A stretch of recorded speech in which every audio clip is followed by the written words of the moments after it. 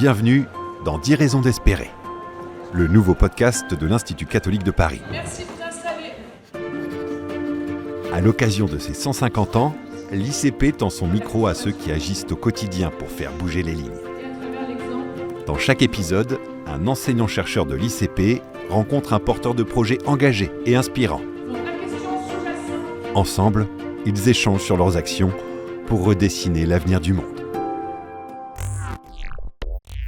Quand on parle d'immigration, Il y a beaucoup d'immigration en ce moment. les débats s'enflamment vite. D'accord sur la mise en œuvre d'un référendum sur l'immigration. Ne venez pas en France. Le sujet est souvent crispé, alors qu'il raconte avant tout des parcours de vie, des rencontres et beaucoup d'espoir. Pour en parler, 3 voix.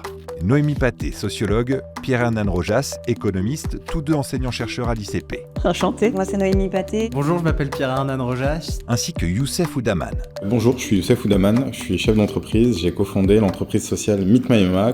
Chez Meet My Mama, on redonne de la puissance aux femmes exilées grâce à la gastronomie. Meet My Mama, c'est une aventure née d'un rêve simple, donner à des femmes venues du monde entier le pouvoir de vivre de leur talent culinaire. On s'est toujours dit que les meilleurs chefs, c'était nos mamas. Elles sont passionnées, elles sont talentueuses. Aujourd'hui, ces mamas cuisinent pour les plus grands événements et partagent leurs saveurs dans des entreprises, des écoles ou des palaces. Bernard Arnault est un grand fan de Meet My Mama. On a fait des réceptions pour Barack Obama. Une réussite collective qui a transformé des histoires personnelles en recettes de société. Quand je regarde mon parcours, évidemment, je suis fière.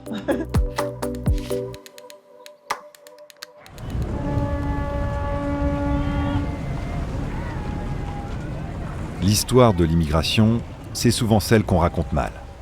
On y voit une menace, une arrivée subie, une charge pour la société. Pourtant, beaucoup de ceux qu'on appelle aujourd'hui migrants ont un jour été invités. Mon papa est arrivé en France en mai 68. Il est parti, je pense qu'il avait 20 ans. À cette époque-là, on les accueillait à la sortie du bateau.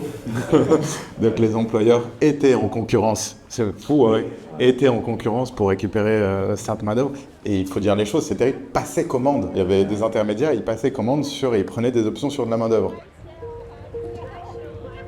C'est dire à quel point on paye aussi cette manière d'accueillir qui a été désastreuse pendant des décennies et des siècles. Donc je ne vais pas refaire l'histoire, mais ça joue beaucoup. Et puis en fait, il a bossé, il est passé de Corse, il est parti à Grenoble. Ensuite, il a atterri en Auvergne. Mes frères et sœurs sont nés au Maroc et ils sont arrivés à l'époque de Mitterrand, à l'époque de la politique du regroupement familial, pour resituer, où il y avait besoin, pour fidéliser aussi cette main-d'œuvre, de les mettre dans des conditions. Donc il a fait venir toute la famille et après, moi, j'ai eu la chance, je suis né en France un peu plus tard. De cette mémoire familiale, Youssef a gardé une conviction. Quand on accueille bien, on construit une société plus forte.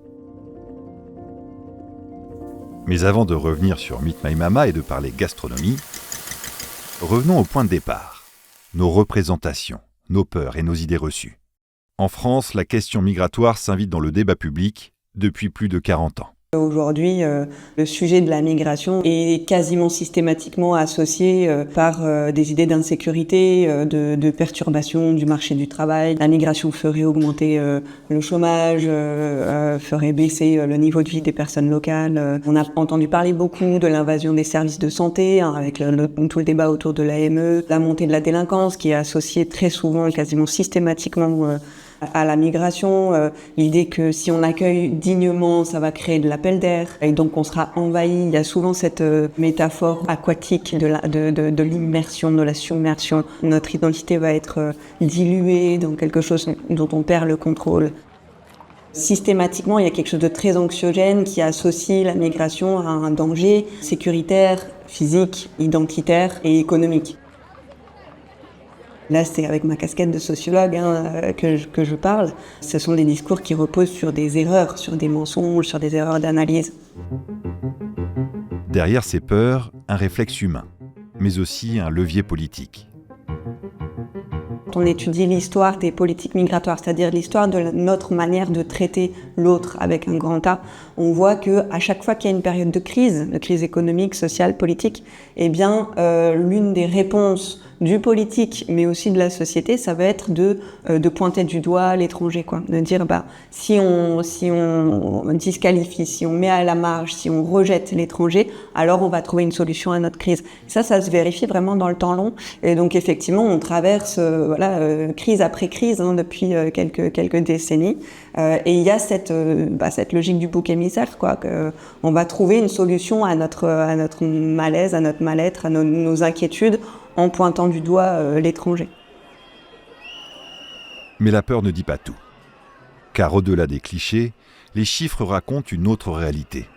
Si on regarde le poids des personnes migrantes dans la population résidente en France en 2024, en réalité, on est autour de 12,3%. On est plutôt dans le queue de la distribution des pays de l'OCDE. Donc les pays de l'OCDE regroupent les 38 pays les plus développés, qui ont un revenu par tête les plus élevés dans le monde. Donc comparons ce qui est comparable, parmi les pays développés. La moyenne de l'OCDE, c'est plutôt autour de 14%, un petit peu plus. Donc on est en dessous de la moyenne, donc loin devant des pays notamment anglo-saxons, Canada, États-Unis, même Allemagne, etc. En clair, loin d'une invasion, la France accueille moins de migrants que la plupart de ses voisins. Derrière ces données, une réalité simple. L'immigration n'est pas une menace économique, mais un mouvement vital, humain et productif. Potentiellement, on pourrait s'attendre à ce qu'il y ait de la concurrence entre les natifs et les migrants, et que du coup, les migrants, pour être embauchés, accepteraient des salaires plus faibles, donc baisseraient les bonnes conditions de travail. En réalité, non. Pour plusieurs raisons d'un point de vue global. Premièrement, les personnes migrantes, ce sont des individus qui souhaitent travailler, mais ce sont aussi des consommateurs. Et d'un point de vue de l'économie nationale, eh bien, ça a des effets. Des personnes qui consomment, ça crée de nouveaux marchés, ça crée une demande de logement, de services publics, de services tout court, de biens de consommation, et ça crée des débouchés pour aussi nos secteurs économiques.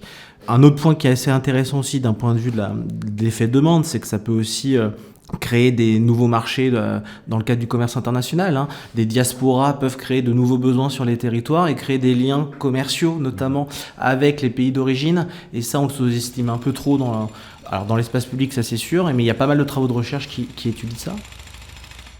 Deuxième effet, sur le fait que les migrants n'entrent pas en relation de concurrence ou de substituabilité avec les personnes natives, c'est qu'en fait, la relation elle est plutôt complémentaire.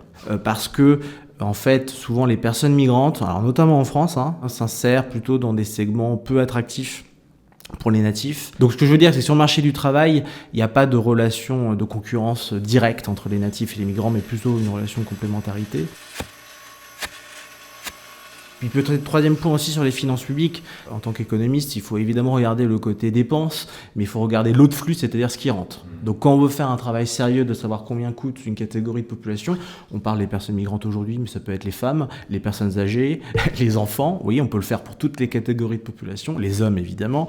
Eh bien, il faut regarder aussi ce qu'ils rapportent aux finances publiques. Alors, est-ce que les immigrés coûtent cher ? En réalité, si vous regardez les flux entrants et les flux sortants, donc tout ce que les migrants coûtent en termes d'allocations chômage, de minima sociaux, d'allocations retraite, d'allocations familiales, etc., et ce qu'ils rapportent en termes d'impôts directs comme l'impôt sur le revenu, l'impôt sur les sociétés ou impôts indirects, les TVA et évidemment les cotisations sociales, en réalité, les effets s'annulent. En fait, les populations migrantes dans le temps long ne coûtent pas aux finances publiques et au PIB, mais ne rapportent pas non plus, c'est pas une manne financière. Donc par rapport à d'autres catégories de population comme les jeunes ou les personnes âgées qui, eux, nous coûtent plus cher que ce qu'ils nous rapportent, les personnes migrantes ont plutôt un effet neutre sur les finances publiques.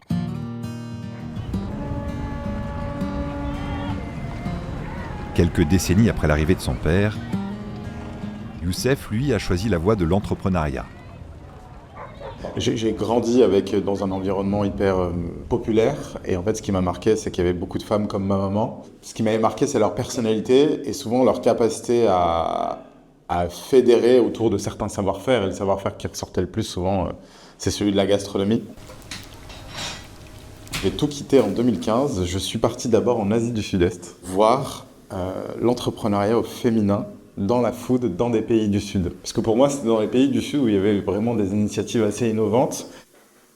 Et puis à mon retour, c'est là où j'ai vraiment couché, je me suis lancé en me disant il faut que je fasse un projet autour de la question des femmes. J'avais déjà la certitude qu'on allait résoudre d'autres problèmes de société au-delà de leur insertion, de leur intégration, de leur inclusion, qu'on allait résoudre des problématiques de rôle modèle dans les familles, qu'on allait rééquilibrer les partages de pouvoir dans un foyer.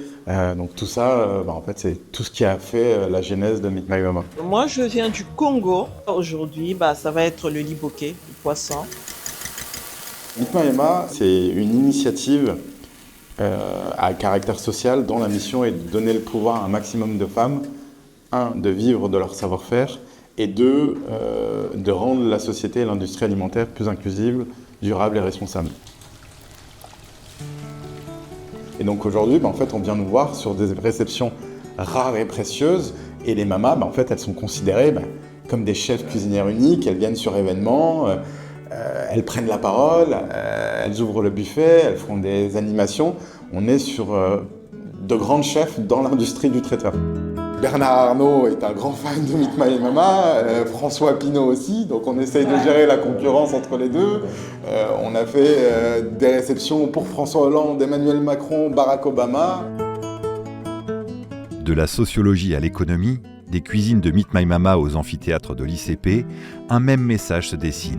Le métissage, c'est l'histoire de nos sociétés humaines en fait. Je pense qu'effectivement, elles existent vraiment, ces raisons d'espérer. Moi, l'un des récits positifs que je pense il faut mettre en avant, et au fond, c'est ce qu'on a fait là dans le cadre de ce podcast, c'est de rendre visible ce que fait vivre la présence migrante à nos sociétés, et notamment en termes d'expérience de la solidarité, en termes d'expérience de l'hospitalité mutuelle.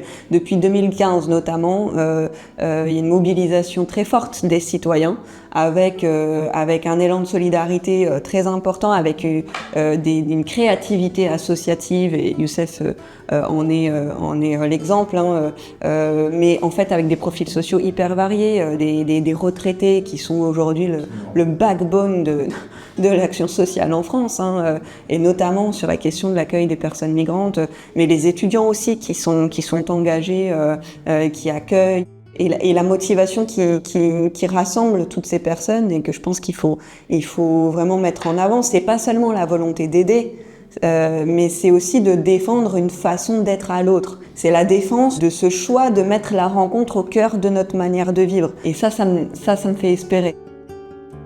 Et comme le dit Youssef, moi, j'ai pas que 10 raisons d'espérer, j'en ai des milliers. Elles sont pas liées à des grands discours, elles sont liées au quotidien des uns et des autres. En fait, on est tous quasi pareils. C'est vraiment, les choses vont se faire. J'aurais voulu qu'elles se fassent beaucoup plus naturellement, sans souffrance, sans vexation en réalité, parce que je trouve que le débat, il est pollué par des déclarations qui sont vexatoires, des mots qui vont trop loin, qui sont pas assez pesés ou mesurés. Mais en réalité, dans le quotidien des individus, les gens se rendront compte tôt ou tard que les personnes sont là pour contribuer. Je pense qu'in fine, elles vont renforcer l'identité nationale. Les gens se retrouvent, viennent en France pour toute cette philosophie qu'incarne la France. Elles veulent contribuer, elles veulent faire partie du voyage, elles ne veulent pas dénaturer la France. Et ça, il n'y a que dans le quotidien des individus, quand on emmène ses enfants à l'école, qu'on voit que c'est les mêmes difficultés, quand on se retrouve au supermarché, quand on est au marché, le quotidien des individus fera que les choses se feront tôt ou tard assez naturellement, parce que tout ne peut pas être politisé. Et si la France retrouvait un peu d'elle-même en redécouvrant cette évidence ? Accueillir, c'est grandir. L'immigration n'est pas une faille, mais une force. Rendez-vous dans le prochain épisode pour une autre rencontre et une nouvelle raison d'espérer.